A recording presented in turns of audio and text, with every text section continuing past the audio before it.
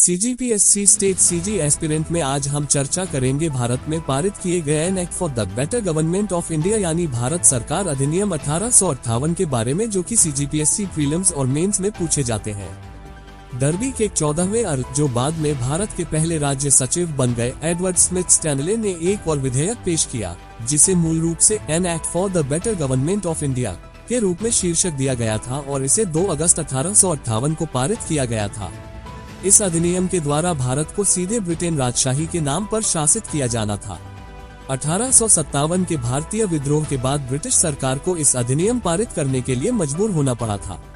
अंग्रेजी शासक ने भारत के सैनिकों को चर्बी लगे हुए कारतूस इस्तेमाल करने के लिए दिए, परिणाम स्वरूप वहां भारतीय सेनाओं ने ईस्ट इंडियन कंपनी के खिलाफ नारेबाजी लगाई। भारत शासन अधिनियम 1858 में ही मुगल शासन को लिखित रूप से समाप्त कर दिया गया। उसमें निम्नलिखित प्रमुख प्रावधान किए गए थे। कंपनी के शासन को समाप्त कर संसद को कार्य दिया गया।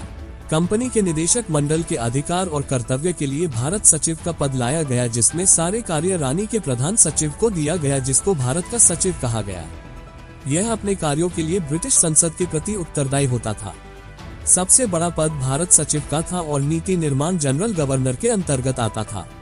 भारत के गवर्नर जनरल का नाम वायसराय उपराजा कर दिया गया तथा वह भारत सचिव की आज्ञा के अनुसार कार्य करने के लिए बाध्य था।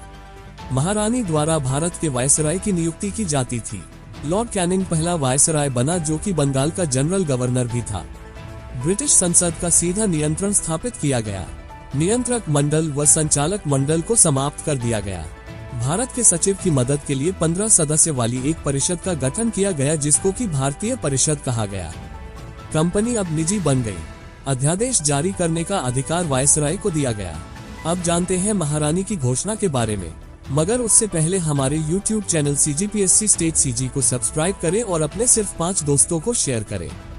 तो चलिए चर्चा करते हैं 1 नवंबर 1858 में हुए महारानी की घोषणा के बारे में।